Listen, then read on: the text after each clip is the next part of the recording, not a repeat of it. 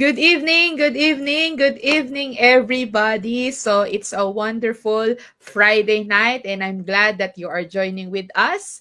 No, after a full week ahead, so we're going down to the weekend. But before that, let's tune in for our special webinar tonight. So again, welcome everyone. No, so it's been a while that I've been doing this now live na webinar, but today is a very, very special night, no? Kasi I know with all the things that are happening, imagine it's already July. So napapatigil na tayo ngayon, everyone, and napapaisip natin, kumusta na ba yung goals ko for the year, lalo na yung financial goals natin. Pero before ka ma-dishearten, no? Before ka parang mapaisip, nasa na nga ba ako? I want to again, no, welcome you. And of course, thank you for joining us tonight in our free webinar entitled How to Make Money Online, even if you are a beginner. So, if ikaw ba to, you are looking for real ways to earn extra income from home. Alam naman natin na okay that we are saving. Saving is good. But increasing your income is way better. So if you're this person, join me and our special guest, very special guest that will be joining us later, no, as we teach to you in this free webinar, legit ways to earn online.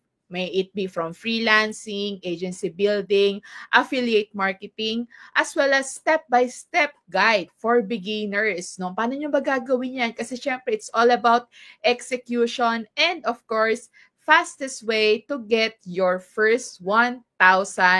Dollars, ano? So, hindi peso. And of course, last but not the least is real stories from people. So if you are new here, let me introduce myself. I am Gwen Salmorin. So with almost a decade of experience in finance and a CPA as a financial planner, so I empower Filipinos, especially breadwinners, to become generational wealth builders. So again, welcome everyone. So if you are tuning in and may naiisip kayo na ng mga friends or family members ninyo na sa tingin nyo will also benefit from this webinar, tag them, no? Or later, if you're watching the, kumbaga, no, yung recorded version na nito, send this video link to them. Para lahat tayo, di ba, paangat. Ayan. So again, welcome everyone. So again, thank you so much, no? And this is a very, very exciting night. Kasi sabi ko nga, meron tayong special guest, no? Ay, hindi lang ako yung mag-share ng insights natin tonight. So, kung ready na kayo and excited, ayan. So, kindly tune in, no? And we will start formally our webinar. So, baka nagtataka kayo, no? Na Ma'am Gwen, it's been a while that you have did a live webinar. So, paano ba yan nangyari? Bakit ka ba bumalik? Ganyan, no? So, actually, hindi naman talaga siya nakaplan. Pero, let me tell you a story, no? Bakit nga ba we have this webinar tonight? So, ngayon, in 2021 kasi, at the height of the pandemic, I met this young girl who reached out to me and said, sabi niya, Ma'am Gwen, I'm a student. Actually, wala pa nga po akong work. No, I want to learn more about financial literacy. Hindi ako mayaman, and I know how hard it is, no, to work, no, kasi ako lang din yung inaasahan ng family ko. And sabi niya, Ma'am Gwen, I will be graduating soon, and I want to start my finances right. So, even with her situation, no, kasi when I do coaching din naman, of course, it's also for them to help them, no, and take steps. So even like that, ang ginawa ko pa rin is, I said yes because she asked for my help. So, we met, I think for over an hour din yon. And totoo yung sinabi niya, no? She has no income, nakikita rin lang sila. Yung parents niya wala pang stable work. So ngayon, I asked her, and I asked her, sabi ko, "So anong plano mo?" So sabi niya is, "Ito po yung plano ko, Ma'am Gwen, na after graduation, hahanap talaga ako ng trabaho." And sabi ko, "Tama yan, no?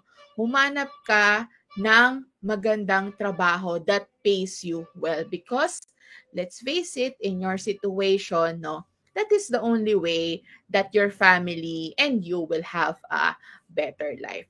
So, graduate siya after and we didn't talk, no? And now, after some years, she reached out to me. So sabi niya, Ma'am Gwen, meron akong trabaho. Sabi niya, ready na ako execute lahat ng pinagplanuhan natin, lahat ng pinlano natin nung 2021. So, ngayon, we sat down again and sabi ko, sige, lista natin yan. No? Ano ba nangyari sa finances natin and all. And then, nagulat ako na this is her first job. First job niya, she is already making at least 90,000 pesos a month. So sabi ko, wait lang, nung graduate ako, hindi ko naranasan yan. No? So sabi ko, ano nangyari?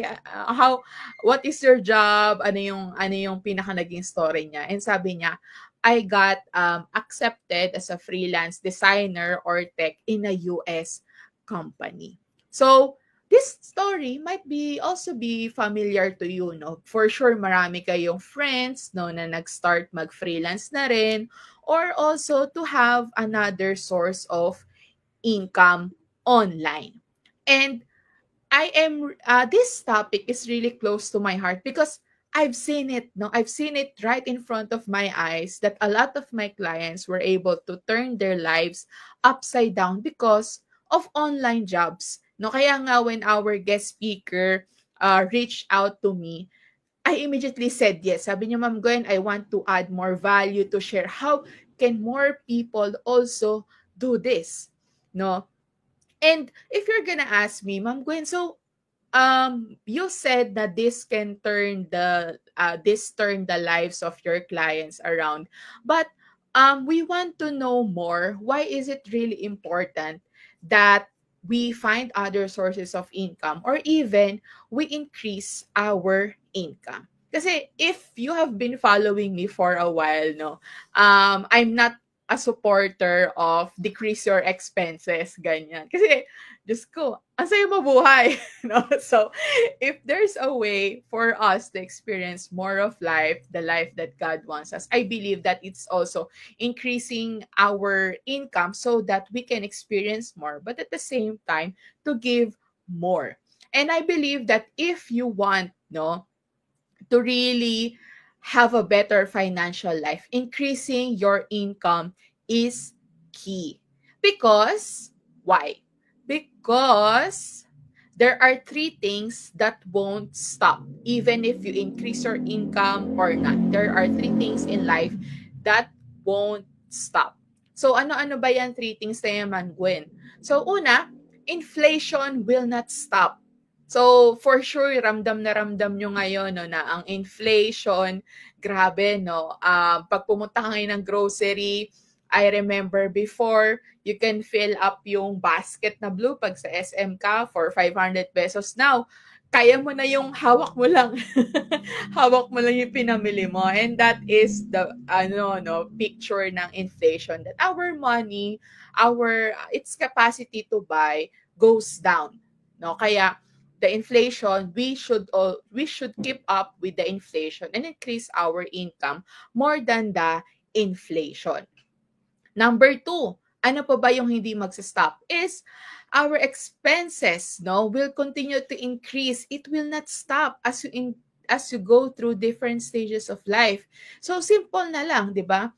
If you are single right now and then you get married and then you have kids, so the education, the additional, of course, kakain yung anak mo, magsuschool yan, mag-uniform yan. So, if you're going to go through the stages of life, talagang pa-increase yung expenses natin. And it won't stop, no?